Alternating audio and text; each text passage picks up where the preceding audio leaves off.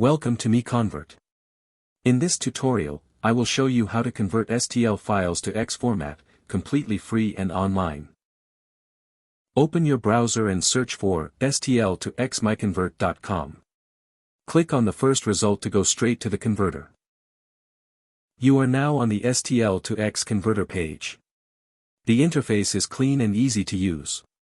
Let's upload a file. Click the Choose File button. A file picker will open. Select the STL file you want to convert, then click Open. Your file is loaded and ready. You can see the file name, size, and destination format. Click Convert now to start the conversion. The conversion is in progress. You can see the progress bar moving. This usually takes just a few seconds. Done. Your file has been successfully converted. Click Download to save the X file to your computer. That's it. Visit MiConvert.com for more free conversion tools. Subscribe for more tutorials. Thanks for watching.